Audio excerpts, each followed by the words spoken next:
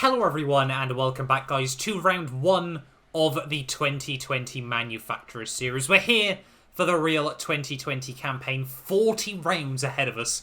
We will wait and see as to how this goes. But yeah, for this one though, we're here at Maggiore, and as you will have seen, we qualified on pole in the Lamborghini GT3 car. Yes, I refuse to give up with Lamborghini. I am destined to become a Lamborghini driver. You know, the fake Grazie or Graziers will hopefully be returning for 2020 season. You know, I'm really looking forward to it. I feel like the GT3 car we're going to struggle with, but hopefully we can try and pick up good points in the GT4, you know, version. We've had a bit of success in that car, but hopefully, you know, we can learn this car as well over the coming however many weeks this series is at the end of the day. And obviously, if you guys do go on to enjoy, make sure you do get yourself subscribed as well. But yeah, we're ready on the grid for the opening round of the 2020 season here at Maggiore. 13 laps ahead of us. It's going to be about a 26-minute race.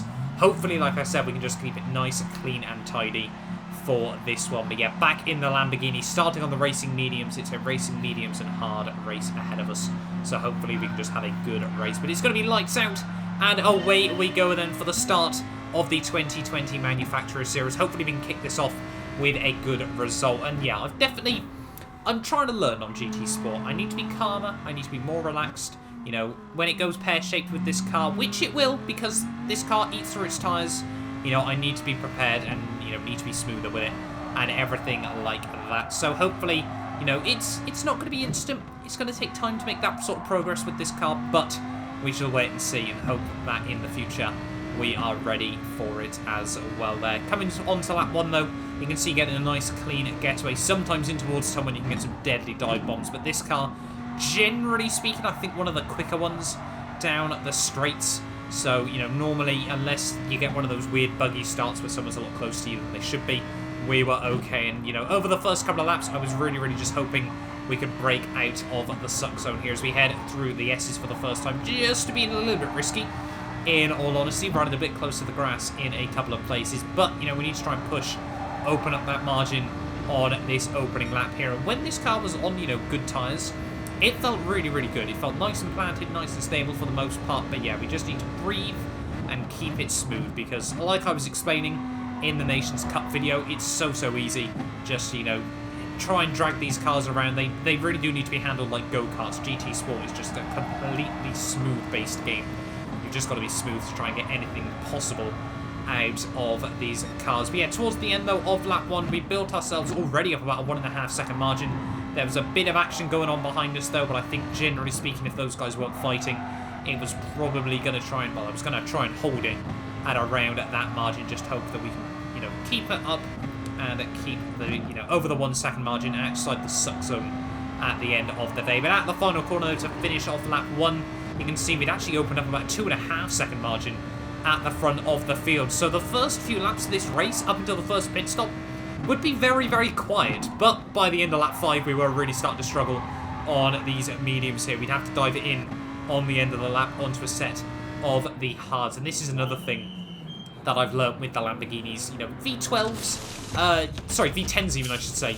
They burn through a lot of fuel at the end of the day as well. Even more than the game tends to think there. Is actually someone's undercut us in the pit lane there. So I'm guessing he's going for a 2-stop.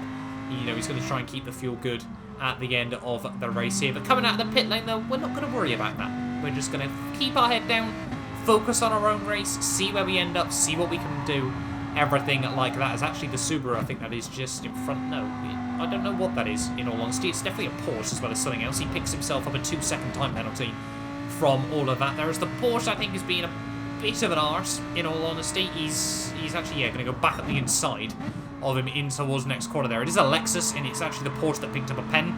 He's going to muscle him off the road. We're going to take 1 place quite happily. You know, I felt a bit sorry for the, I think it's not Hungary, it might be Bulgaria. I don't quite know, in all honesty there. But yeah, we slot up the inside of the Porsche as well there. We hopefully have let the other guy through as well, hopefully giving him a bit of a helping hand with navigating around that Porsche minefield as well. But I don't think it's quite worked out this time around there. They're side by side, so hopefully he gets past him as well. But yeah, we're straight back up into P2. You can see the leader there not too far up the road as towards the end of lap 7. The gap had been holding quite stable, and this is where obviously the Lamborghini, 1 lap pace, it's fine, hence why we managed to somehow stick it on pole.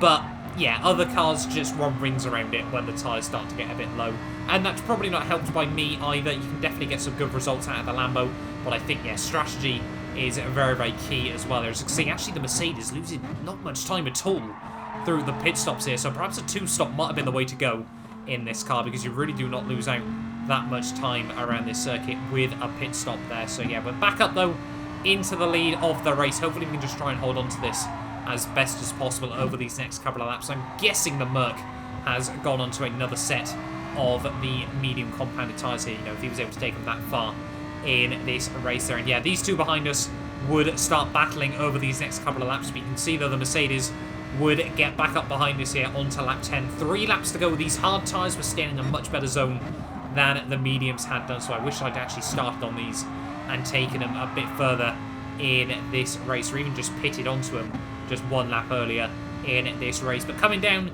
in towards the S's, unfortunately, it had been going so well, but coming through the S's, we just dip a wheel on the grass.